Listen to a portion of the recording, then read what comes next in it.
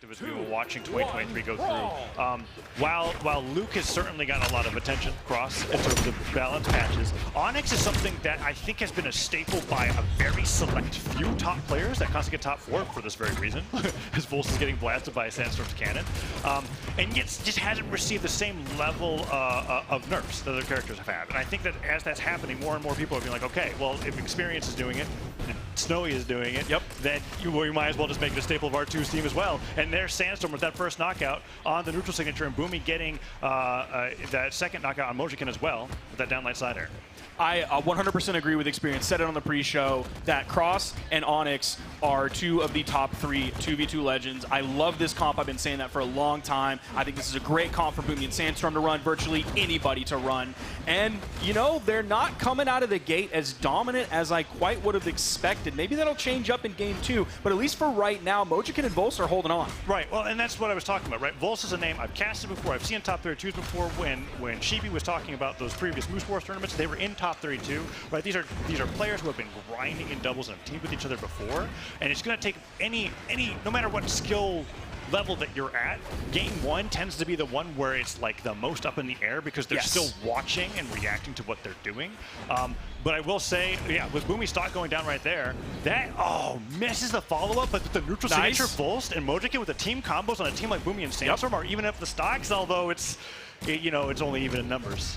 But it still shows that, like, after Volst made the misplay of turning around that side air, Mojakin was right there. He was ready, he was there to cover his teammate, and not only did he just cover his teammate, but he turned it into a KO. Yeah, and then we see Boomie with that recovery knockout down there, repositions right into Sandstorm, and Boomie does hit Sandstorm, but interrupts whatever string was getting started there by Volst and just gets right back into the fray. It's looking like they're getting ready for a 4 stock here in game number 1. Let's just see how that plays out. Boomie just keeping him on the side, and Sandstorm, it's like, well, when you have a player like Sandstorm, you can kind of play as aggressive as Boomie's playing because you're kind of like, I don't have to worry about you losing neutral more than like 20% of the time. Yeah, you can really trust your teammate when your teammate is Sandstorm. That's probably like the easiest thing that you could ever do. If I had to trust, okay, Mojakin comes in and does get the knockout with the signature. Sandstorm just literally didn't know how long you could hold that move. That was that's the first time I've ever seen neutral sig used. No, that was a very, very dominant game 1. I think we'll see some changes in stages or legends, but at this point, it's like what I would like to see from Volst and Mojakin is more examples of that team knockout where they got that neutral sig knockout off the top, right? Because that was an example where they got their setup. There wasn't even a chance of them dropping that after that one error that we talked about with the Lance side error. And I just want to see more conversions like that because they can bring the game a lot closer than that 4 stock just was. And I'm liking this team. I like Ulgrim and I like Brynn. I think this is a solid team comp as well. I wouldn't say it's the most meta team comp. It's a very European team comp. Yes, I would say it's European, and that's not derogative. And it is also meta adjacent. I'm glad that you clarified that. No, it's because Double Axe was popularized by Europe, and when I guess still now, actually. I mean, Axe is still like twos. You're not crazy for playing Axe in 2v2s. And Axe and Hammer have been getting very light nudges into a positive direction with the balance over time. As there was once a time where Hammer and Axe were so dominating over the landscape that they basically got eliminated from the game, and now they're being played a lot more. And then Ulgrim, I think, ever since that one like tournament in 2017 where EU only picked Ulgrim for all top 32, I think they just never forgot, and they just keep playing the legend. And it looks great. Here we are in a game number 2, and it's actually a lot closer here. I think Volst and Mojakin might have just a frog's hair of a lead here. If they can clean up this stock, that's going to be that really high defensive cross coming in for Boomie, saving him from that D-Light side air. Look at that cover. The side sig that Volst missed, Mojakin was right there with a spear neutral light, so he didn't get punished. They got Boomie off the top. He turned it around and missed it the other direction, but they still got Boomie off the top. Yeah, Sandstorm got that revenge knockout with the neutral signature. Boomie takes him off the recovery, but it's still a relatively close game. Sandstorm deceptively damaged, right? You were talking about the high defensive cross. Well, guess what? Onyx is at base 9. So that Sarah comes through, and she makes it back perfectly fine.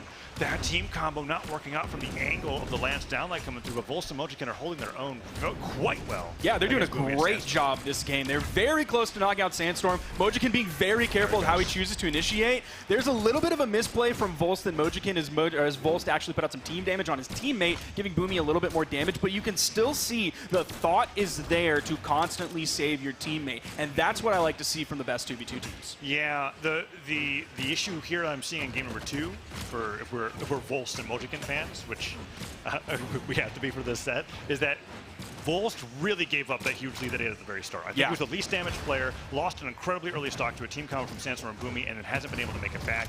Boomie, while looking like he was the most vulnerable one on the screen, is now just made up for that over that Volst stock. And even if Boomie goes down here, taking down Sandstorm even 1v2, okay, maybe 1v1. Volst is Volst, okay. Off on the Lance. His Lance is really coming alive here. Nice neutral light. But then the side signature from Volst to get the team knocked out. That's those little cracks that start to form that show that, like, that's going to be the difference from this team and then a team like Boomie and Sandstorm. Yeah, we were talking about the European team composition, but that was a little bit of South America energy there with how crazy Volst was going in on the Olgrim with that side signature on his teammate, and then Sandstorm sniping in with the neutral signature. He favored when he masters a character for a particular event. Okay, that's Mojakin going down. Still got the stock though. Yeah. Okay, Volst. Oh man, Onyx with that survivability, so fantastic for doubles. And while a lot of the changes, that was a beautiful team combo. That was so fantastic. While a lot of the changes to gauntlets, like with Nair having that slightly different angle of knockback that made it so popular in 2022, I still think gauntlets are very, very powerful in twos. Like, you could almost like cut gauntlets' damage in half, and they would still have the utility of the repositioning that they've got. You consider that. You consider how good Sandstorm is at punishing dodge reads. And that's what Cannon does, right? Especially when it takes you off the stage. And then you have the survivability of Onyx with the 9 defense, and that's just a terrifying legend. Yeah, in 2v2s, it seems like Onyx has all pros and very, very few, if any, cons. The solid cons signature kit. She's difficult to play. Okay. That's what I think it is, and that's why we only see 3 of the best players in the business doing it. A lot of people think Cannon is really good, but we don't have a lot of Cannon players. And we do have a lot of Gauntlet players, so yeah, I think you're exactly right pointing that out. Yeah, I don't think Onyx's Gauntlet signature kit is the freest in the game, right? Like, you've got to really position yourself with that. So here we go, game 3, back to Demon Island. We've been here the entire set, and this might be the final time that we're here between these two teams as Sandstorm and Boomie clean up the weaknesses that they were showing in that game number 2. We've had the Olgrim and the Bryn through the entire time here, and they've got the double axe looking for some sort of setup there, and Boomie with that mix-up after the downlight doesn't get anything off of it, and Volst actually gets a good amount of damage in return. Oh. Let's see, Boomie stuck in the 1v2, but he's doing it pretty well. Does get hit by that down signature. It's going to send all the way up and to the left, which is not where Volst wants to hit that. Yeah, I mean, it's great. I think he was just barely off there with how much damage he thought he had done to Boomie, and that neutral sig blasting both of the blue team members away to the side of the stage, and Boomie and Sandstorm so great in this edge guard scenario where Boomie's just going to cover the ground and Sandstorm does everything else, and the pop-up from the neutral and the blasters, much to my surprise, actually reached the lower end of that blast from the Onyx neutral signature, and now it's 5 stocks to 2, and this is what we're talking about Sandstorm, or Sparky. I appreciate that. Yeah, I appreciate that. This is what I'm talking about. When you have these really experienced teams in these best of 5s, you tend to see them figure out exactly how they need to play by the very end. And that's the battle that Volst and Mojakin are fighting against. And even though Volst and Mojakin, I think, played better in Game 2 than they played in Game 1, it was still more of a lead for Boomie and Sandstorm by the time things were over because of exactly what you just said, as they begin to figure out the other team that they're playing against. Boomie and Sandstorm are some of the best at that. There's a reason they're called the GOATs. There's a rare opportunity here where they could somehow convince Sandstorm to toss his stock off the side of the stage. I don't think they're that good a salesman. Now it's gone.